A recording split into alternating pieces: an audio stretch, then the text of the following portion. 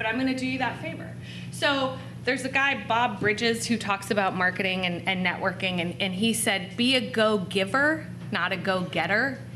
So go into it with the idea or the attitude of service. How can I help people? What can I do for you? What's your practice? And then that way I'm not shoes, handbag, earrings, right? It's about you and getting to know you. You have to actually like people, and I used to hate people. I did. I thought they were totally annoying. And then I started to realize, it's true, I did. And then I realized people are fascinating, and they're different, and I just want to get inside your head and figure you out. That's just me. I mean, you don't have to be like that. But so now when I go to networking events, or any event, I turn into a networking event, I try to figure out who's this person, what are they about, and is there something I can do for them? And if ever there comes a time where I need something from them, I've given them something already, and maybe I'll go ask them, maybe I won't. But that relationship has been established, and life is long, and our communities are small, and that's just, I think, how we should be operating. It helps make the experience so much more pleasant for you, and that's really all it's about. If you have joy, if you can walk into a room full of lawyers and be enthusiastic and have joy, you're head and shoulders above everyone else. Because the rest of us started by walking and going, oh God, it's a bunch of lawyers. You know, I'd rather be watching Real Housewives or playing with my dog or whatever it is, whatever you get excitement out of. But if you can turn these experiences into a real exchange where you're getting to know people, it's so much better. Anybody have any tips about marketing? About networking? Anything they want to share? Your approach? I mean, you don't all have to do it like The Godfather. That's just kind of my thing. But yeah. I've always approached it as you're trying to make professional friends and build professional friendships. It makes it so much easier whenever you're trying to connect with somebody because you want to surround yourself with people of the same interests and values. And when you're doing that even on a professional level, it just makes it a lot easier to build those kinds of relationships. Right. And then you know what is so amazing? Eventually you become real friends with that person, right? And you get to know their friends and their family and their children. And one person I'm thinking of in particular, his horse. I like his horse maybe a little bit more than I like him, but I really like him too. But yeah, isn't that wonderful? Like, it started out with this professional thing, and then maybe you think, oh, well, I'm not going to have that second glass of wine so I can stay professional and be, you know, serious lawyer person or whatever. And then eventually you relax and just become a human, right? But that connection is what keeps us going. And then you have the people. I have mentors, mentees, and I have people who are at my experience level who I consider mentors, but I also consider them my friends. And I remember having an experience once a few years ago, sitting with a girlfriend at lunch, and we were professional colleagues, and she looked at me and she said, "Are we really friends?" And I was like, "That's fascinating. What a fascinating question." I didn't answer because I just wanted to like make her squirm a little bit. And then I told her we're really friends. Anyway, marketing becomes so much better when you approach it with that kind of an attitude, I found at least. All right, let's talk about internet marketing. So again, this is, I'm not an SEO professional. It's not, yes ma'am? What does SEO mean? Search engine optimization. Okay. So how do search engines work? Anybody? So right, yes? Whatever metadata you have on the site, whatever information you've tagged, the search engine will go look for those actual words, and depending on the frequency of those words, it will return it in a certain order on the return web page. Right.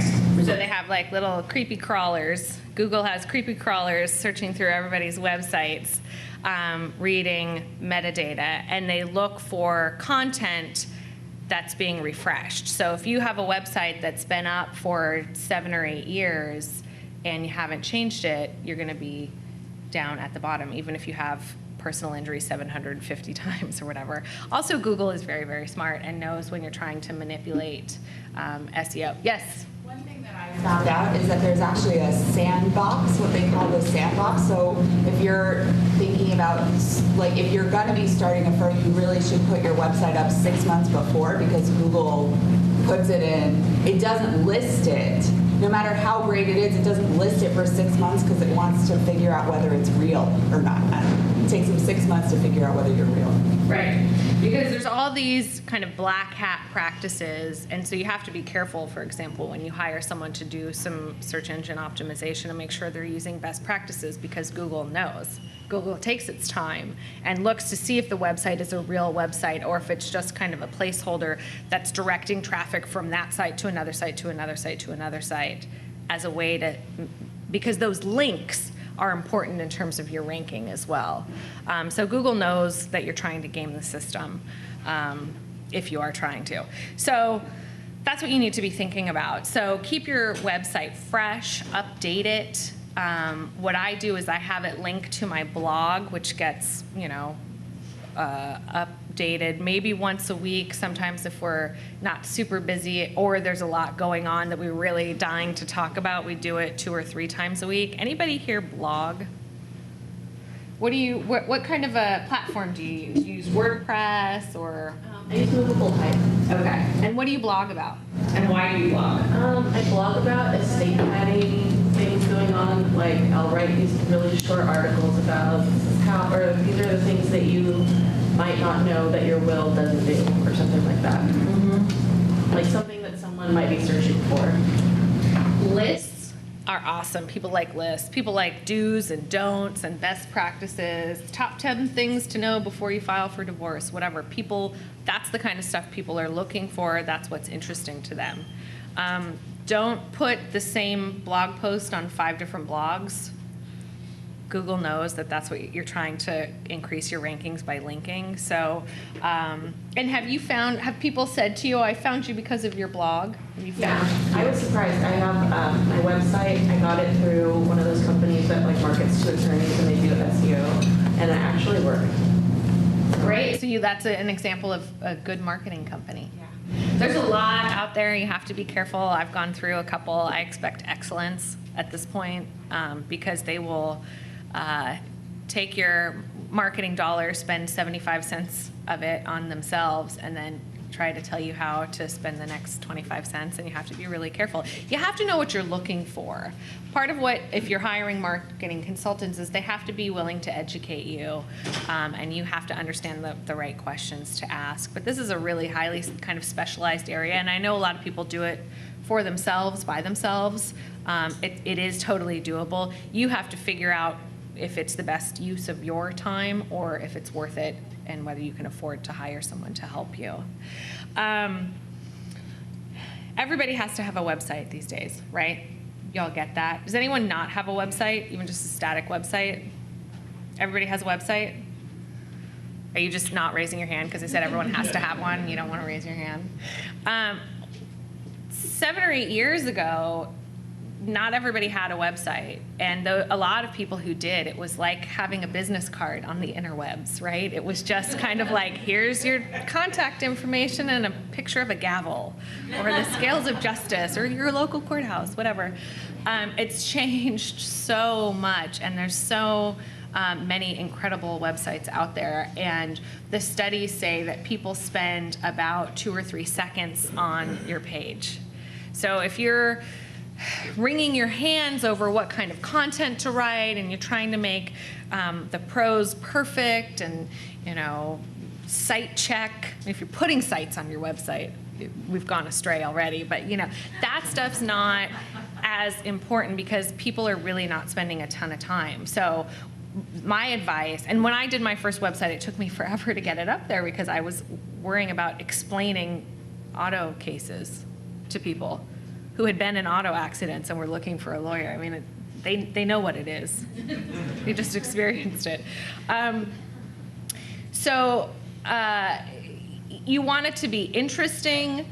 Video now is huge. Everybody's putting video. My advice is if you do video, have a kind of transcript of what was said, because getting back to the metadata and the tagging, you want to have people be able to look at the website, because visually we buy with our eyes and people want to see what's, video. We're so used to TV.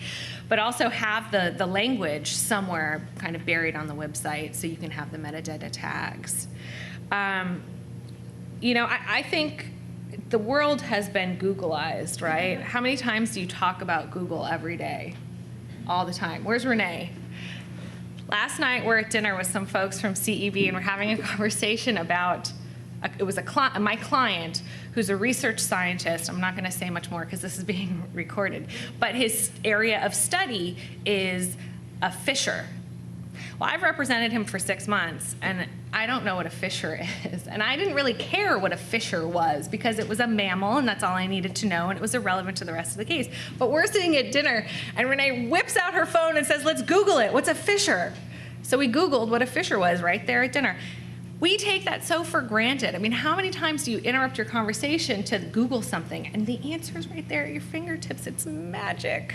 It's magic. That didn't exist 5 years ago. Google has changed, and technology has changed the world. I think there's like 4 great inventions: the spoken word, the written word, the printing press, and the internet. And so thank you, Al Gore, for inventing the internet, because we would be still back in the dark ages without it. The cheap ways of doing your own internet marketing are blogging and social media. Do you guys have Facebook pages for your firms? Do you have Facebook pages for yourself? It's the same, just as easy. But that's where people are gonna, every time I get, it's rare for me to get a firm on the other side I haven't heard of at this point.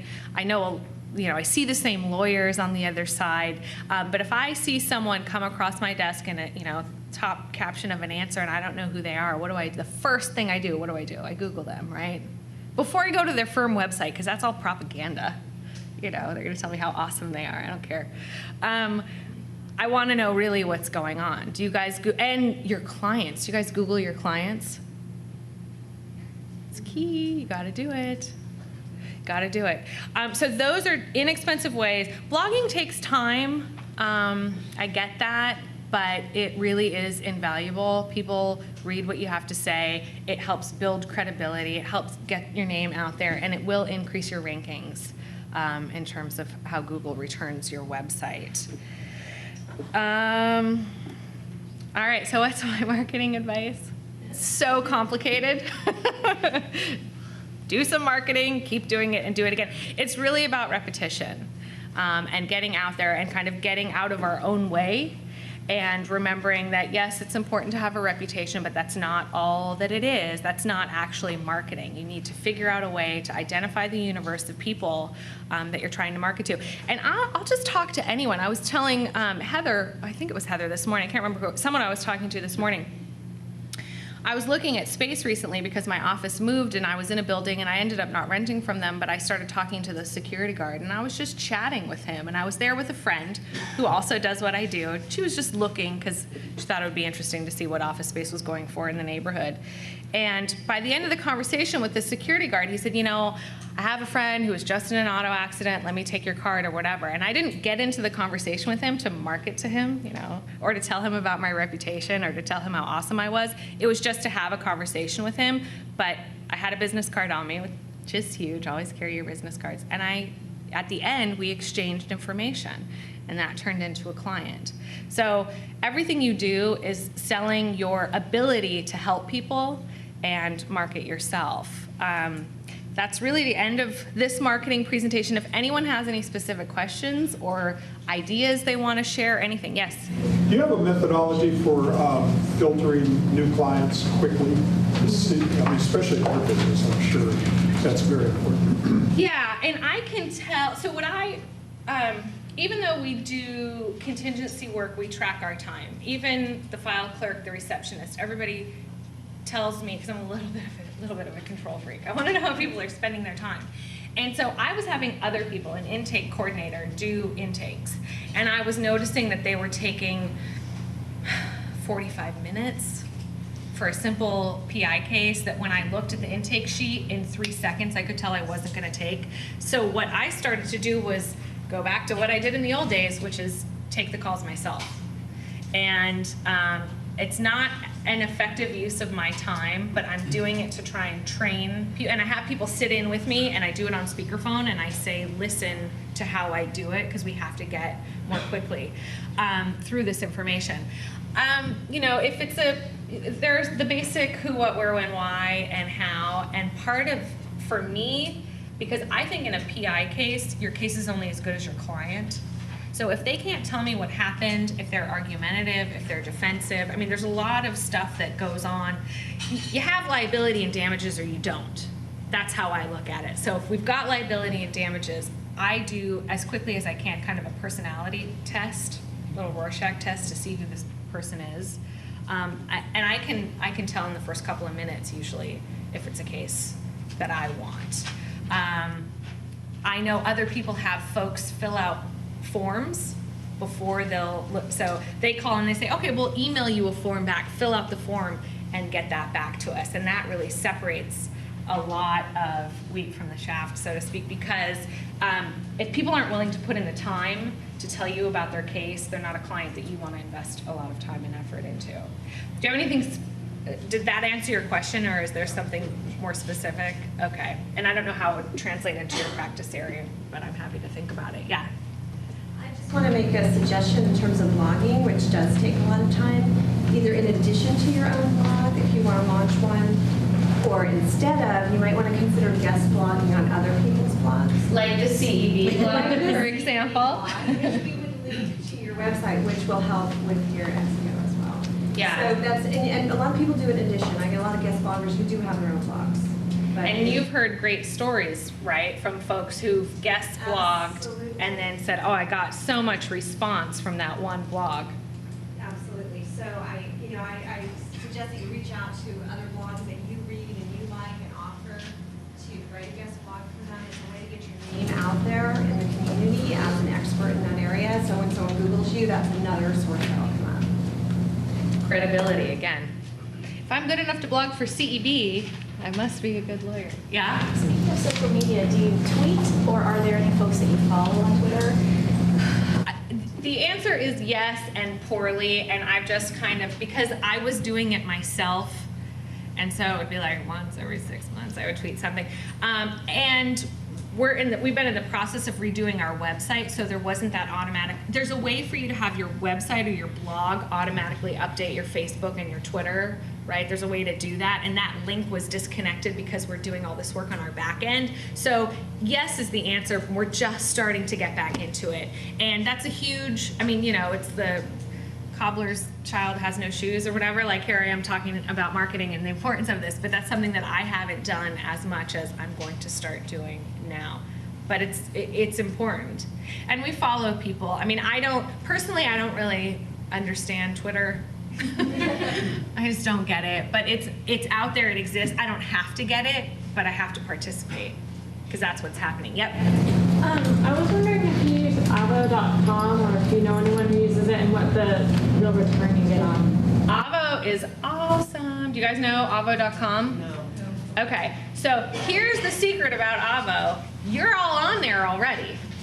So go claim your profile. It's a lawyer, I don't even really know what it is. It's a search engine for attorneys. And they put everyone on there. And guess what? They give you a ranking. So you have some number out there attributed to you, 1 out of 10, based on I don't know what, but you've been rated, and you're on there. So go claim your profile, fill it out, put your picture up there, tell them all the awesome things that you've done. It's something that you need to keep updating. It's one of those things, mine's probably old because I do a lot of speaking and it's hard for me to keep up adding that kind of information in, but avvo.com, and I have gotten cases from avo.com. Really, a couple of really, really good cases. Yep.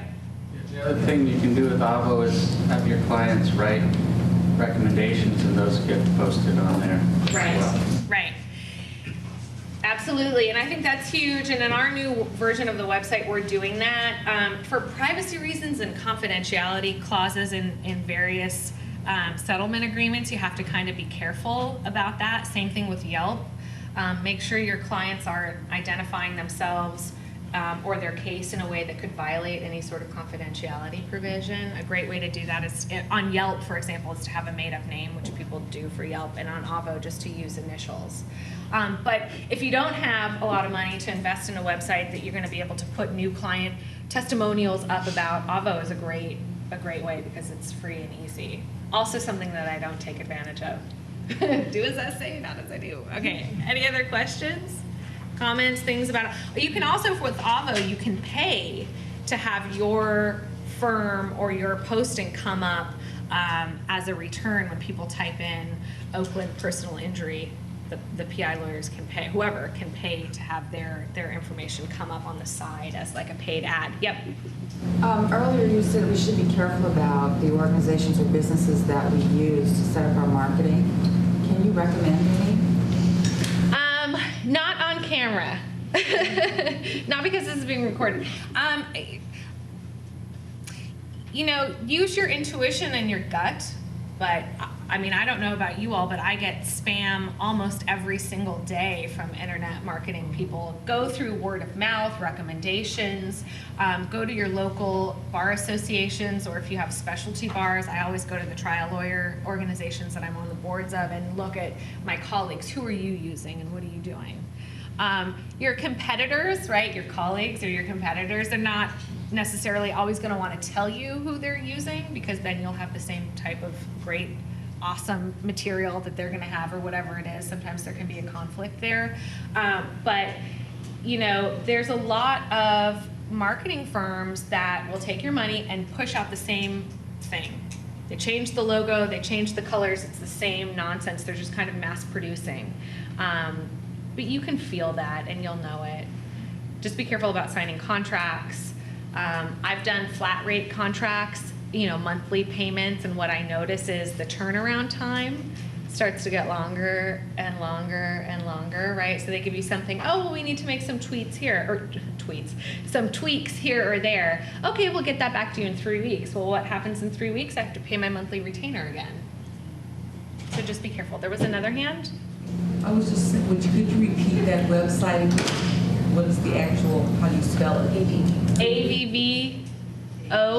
avvo.com. Everyone should claim their profile. Yeah? I'm just going to comment on Avvo where you had indicated where you can pay for placement. I've done both. I started out, I paid for Avvo. I think I got one client. I'm still one of the top rated people based on client reviews. I don't pay for it, and I've gotten more clients. If you just have your clients review you when you finish their case and give them the direct link to your profile and ask them for a comment, it'll bring the rankings higher up. And ask your colleagues to also endorse you. Right. Yeah, absolutely. And there's a way to email people through that, I guess. I get those email requests all the time.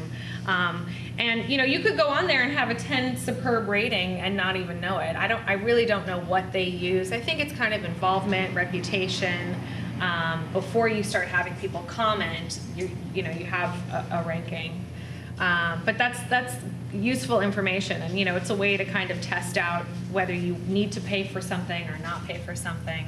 Facebook also has the ability, you can buy kind of like a pay-per-click or advertisements on Facebook too. You'll start to notice if you're doing shopping online, the ads that you're seeing on the side of your Facebook page just miraculously show that pair of shoes you were looking at on Nordstroms.com the other day. Yeah? Are there ethical restrictions around the referral fees at BDA? Yes, they're governed by our rules of professional conduct. Review those rules. There are ethics opinions that kind of interpret them. One of the issues that's been kind of litigated back and forth between firms is how much work the referring firm has to do to be entitled to a referral fee. It's a judgment call. If you all are concerned about that kind of an issue, I would call the ethics hotline. But there's a lot of people who, like I said, I'm their go-to person in whatever area, and we have that relationship, and they either have a relationship with the client, they've done a thorough intake, they've met with them, they got their medical records or their personnel file or whatever, so they're putting enough into it. And I also have relationships. I mean, look, I refer cases out all the time, and I don't ask for a referral fee because it's not a case that I'm going to take and it's usually too small, it hasn't met my threshold, and I give those cases to newer, younger attorneys who are just starting out. And they, I don't need that 25% as much as I need them to succeed and to grow. So I'm happy to pay them. You all can figure out your own kind of way of doing it. I know when it's an hourly client, I don't really know that I don't think family law lawyers do a lot of referral fees. That's just what I've heard. I don't know if it exists really in what you all do. Yeah? Who doesn't necessarily expect a referral, who just like gave your name, would you recommend like sending a little gift card or just a small token or like a note, or is that sort of weird? No, it's not weird, right? Like we all like presents, so yeah. Good bottle of wine, whatever. I have, just like I do to people who are coming up behind me, my mentors send me cases and don't ask for anything, and I'll send them. I've tried to take them to nice lunches, and what ends up happening, it's like a wrestling match for the check. They still try to pay, and sometimes when I go to the ladies' room, they've paid the check by the time I come back, so you have to get creative about how you're gonna do a kindness for someone, sending something, whatever will make them feel honored. It's not, for me, it's not about how I want to feel about giving them something, it's about them feeling appreciated, so what can I do to make them feel appreciated? But yeah, I think you really need to acknowledge that. And I think it's important, you hear teachers say, each one teach one, and there's all kinds of little slogans people use about mentoring and helping the next generation. I like to say I try to carry as I climb. So as I'm climbing up the ladder of success, I've got the weight of everyone else. So as I succeed, they succeed. That's why I don't really ask for a referral fee. Any other questions about marketing, life in general, fashion? No? I don't know. Anything? All right. Thank you guys so much. It's been a pleasure.